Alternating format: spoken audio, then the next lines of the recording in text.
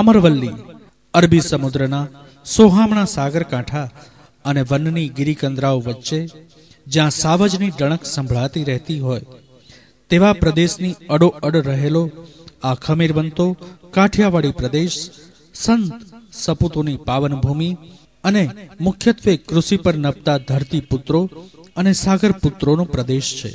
ત્યાંની સ્વમાની દેશ દાસ ધરાવતી અને વિકાસ ઝંખતી શીલવાન પ્રજા તથા પ્રજાનો અતૂટ વિશ્વાસ ધરાવતા કર્મઠ સેવાભાવી અને કાર્યદક્ષ લોક પ્રતિનિધિ દિલીપ સંઘાણી વચ્ચેનો અતૂટ વિશ્વાસ અને સ્નેહનો સંબંધ એ આપણા ભારતની ગૌરવવંતી લોકશાહીનું નજરાણું છે. નગરજનો અને ગ્રામજનો દિલીપ સંઘાણીને લોક હૃદયના સમ્રાટ તરીકે નવાજે છે. જ્યારે દિલીપ સંઘાણી સહજ ભાવે પોતાને લોકસેવક તરીકે જ ઓળખાવે છે. સાદગી, પ્રમાણિકતા, હિંમત, આત્મવિશ્વાસ, પરિશ્રમ, સંવેદનશીલતા અને રાષ્ટ્રપ્રેમ જેવા સદગુણો જેમના વ્યક્તિત્વને નિખાર આપે છે અને જેઓની પરિણામલક્ષી કાર્યશૈલીમાં અમરેલીની જનતાએ લોકનિષ્ઠા અને કાર્યદક્ષતાનો છેલ્લા 30 કરતાં પણ વધારે વર્ષોથી સુપેરે અનુભવ કર્યો છે તેવા દિલીપ સંઘાણી અમરેલીનું અણમોલ રતન, સોરઠની વિકાસ ગાથાનું સ્વર્ણિમ પૃષ્ઠ અને ગુજરાતના સબળ લોક નેતા તરીકે સૌના આદરપાત્ર બન્યા છે.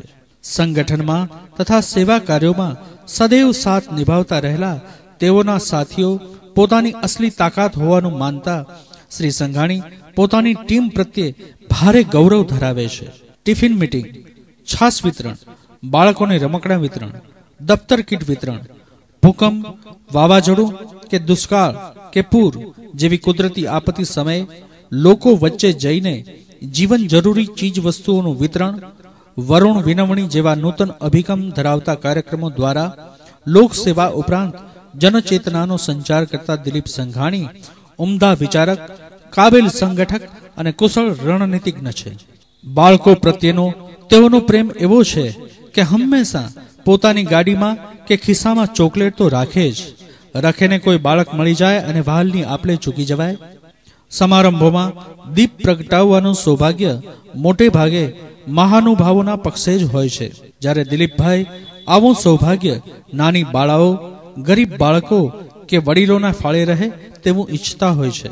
આ રાજનીતિજ્ઞ સુવિચારોનું નિયમિત અભિયાન ચલાવવામાં ટેકનોલોજીનો મહત્તમ ઉપયોગ કરીને રાજકીય ક્ષેત્રે કાર્યરત સમાજસેવીઓ પ્રત્યેનો લોકોનો આદર અને આસ્થા વધારવા પ્રયત્નશીલ જોવા મળે છે.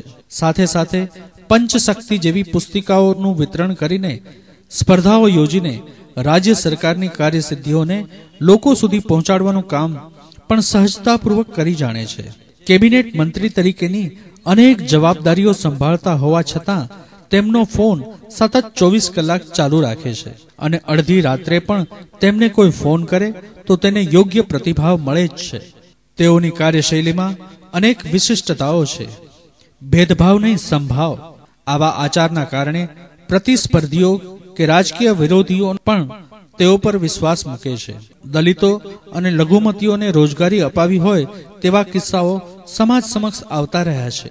તેઓની પાસે તેઓના વફાદાર સૈનિકોની એક મોટી ફોજ છે.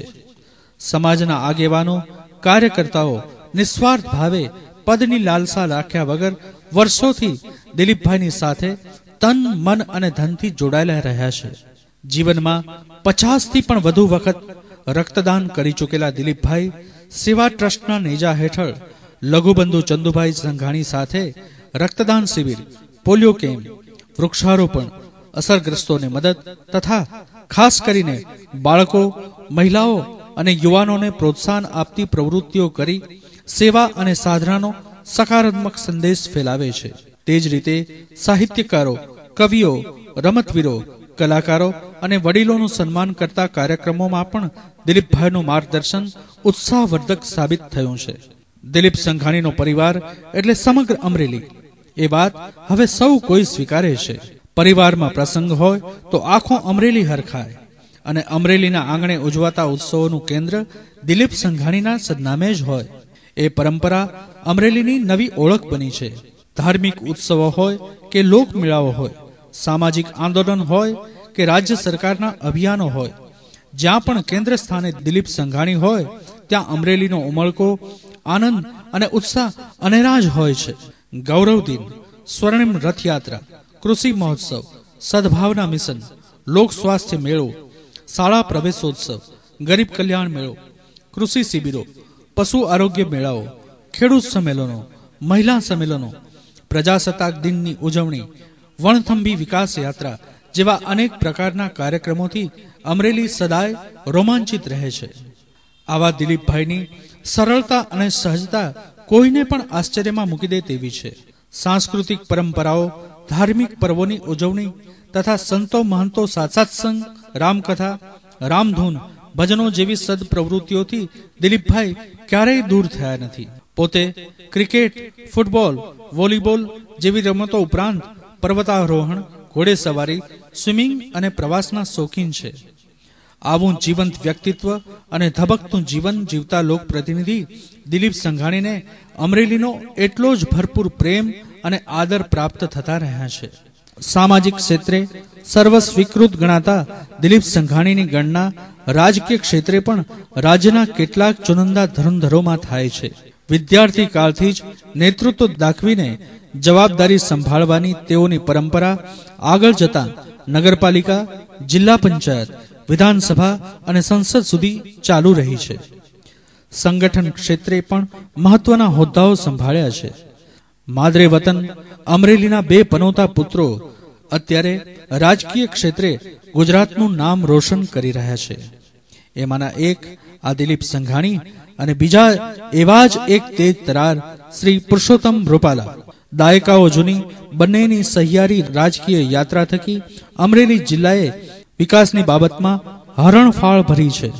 અમરેલીમાં અમર ડેરી, જેસિંગપરા પુલ, પશુદાણ ફેક્ટરી, ગૌ સંવર્ધન અને પશુ ઉછેર કેન્દ્ર, ખેડૂત તાલીમ કેન્દ્ર, કૃષિ ક્ષેત્રે ટપક સિંચાઈ પદ્ધતિનો વિકાસ, dairy science college, nursing college, agriculture college, રસ્તા, પાણી, વીજળી, શિક્ષણ અને આરોગ્ય સેવાઓનો વિકાસ જે છેલ્લા વર્ષોમાં થયો છે તેનાથી અમરેલીની કાયાપલટ થઈ ગઈ છે. પરિણામે આ રાજકીય જોડી અત્યંત લોકપ્રિય બની અને લોકાદર પામી છે. રાજકીય તજજ્ઞોની માન્યતા છે કે આ બેલડી સામે બાથ ભીડતા પહેલા રાજકીય હરીફો 100 વાર વિચાર કરે છે અને છેવટે બાથ ભીડવાનો વિચાર જ માંડી વાળે છે. અમરેલી માટે સંઘાણી અને રૂપાલા અમૂલ્ય રત્નોરૂપી મૂડી છે.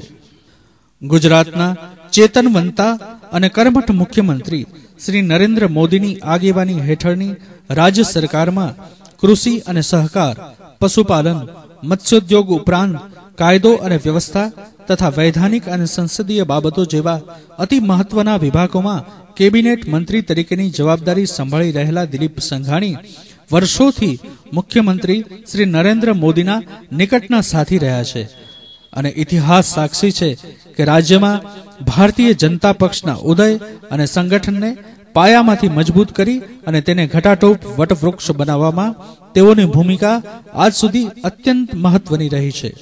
પોતે ખેડૂત હોવાને કારણે કૃષિ અંગેની જાણકારી, ખેડૂતોની સમસ્યાઓ અને સમસ્યાઓના ઉકેલ લાવવાની તેઓની સૂઝ થકી રાજ્યના કૃષિ મંત્રી તરીકે મુખ્યમંત્રી શ્રી નરેન્દ્ર મોદીના નેતૃત્વ હેઠળ તેઓએ અસરકારક કામગીરી કરીને ભારતભરમાં કૃષિ ક્ષેત્રે ગુજરાતને નંબર 1 બનાવવામાં પરિણામલક્ષી પરિશ્રમ કરવામાં કોઈ જ કચાશ રાખી નથી. ગ્રામ્ય જીવનને નજરમાં રાખી અનુભવી ખેડૂતોની સૂઝ તથા વૈજ્ઞાનિક ઢબે થતા કૃષિ પરના સંશોધન અને વૈશ્વિક સ્તરે પ્રાપ્ત એવી અદ્યતન ટેકનોલોજીનો સમન્વય કરી ગુજરાતના ખેડૂતોને આર્થિક રીતે અત્યંત સમૃદ્ધ બનાવવામાં તેઓનો સિંહફાળો નિર્વિવાદ છે. અમર ડેરી જેવી મહત્વાકાંક્ષી પ્રોજેક્ટના સ્વપ્ન શિલ્પી દિલીપભાઈને આજે માલધારી સમાજ, ગ્રામ્ય વિસ્તારની બહેનો તથા ખેડૂત પરિવારો ભૂતકાળના દુઃખ દર્દોમાંથી તેઓને બહાર કાઢવા બદલ લાખ લાખ આશીર્વાદ આપી રહ્યા છે. આ એ અમર ડેરી છે જે હવે સૌરાષ્ટ્રમાં ભારતની બીજી શ્વેત ક્રાંતિ સર્જવાની દિશામાં આગળ વધી રહી છે.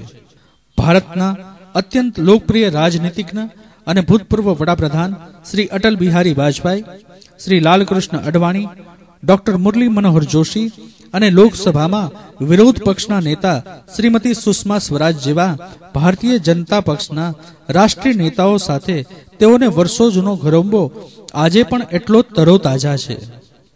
કોઈ પણ પ્રકારના ગણિત વગરના તેઓના નિસ્વાર્થ સંબંધો એથી જ ચિરકાલીન રહ્યા છે.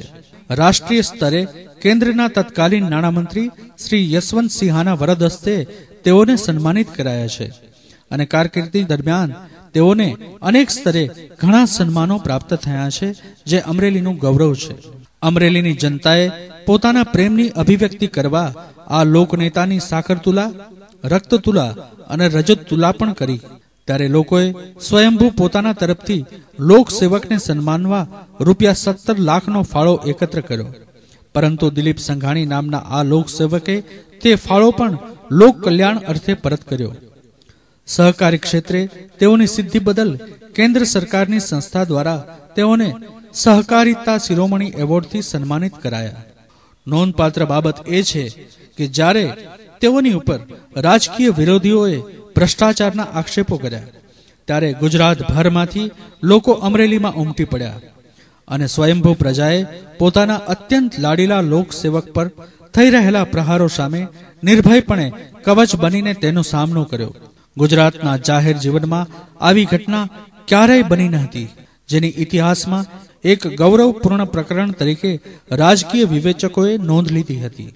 ભારતના રાજકીય ઇતિહાસમાં દિલીપ સંઘાણી એવા અનોખા જનપ્રતિનિધિ છે, જેમણે પોતાની જન્મભૂમિ અને કર્મભૂમિને આરંભથી લઈને આજ દિવસ સુધી એટલે કે 25થી પણ વધારે વર્ષો સુધી સતત જાહેર જીવનમાં સક્રિય રહીને ચૂંટણીલક્ષી રાજકારણમાં પોતાનો મત વિસ્તાર ક્યારેય બદલ્યો નથી કે બદલવાનો વિચાર સુદ્ધા કર્યો નથી. આ તેમનો પોતાના મત વિસ્તાર અને મત વિસ્તારની પ્રજા માટેનો પ્રેમ દર્શાવે છે. અમરેલીની જનતા એક સુરે એક વાત તો ચોક્કસ કહે છે, માનવીય મૂલ્યોને આત્મસાત કરી ચૂકેલો અમારો આ લોક પ્રતિનિધિ લોકશાહીને સાચા અર્થમાં સાર્થક કરવા મથી રહ્યો છે. કોઈને પણ મળવાનું મન થાય એવો લોકોનો આ માણસ લોકો વચ્ચે જ જીવવા ટેવાયેલો છે. ભારતની લોકશાહીની ગરિમા ત્યાં સુધી જળવાશે જ્યાં સુધી અમરેલીનો આવો ઇતિહાસ રચાતો રહેશે.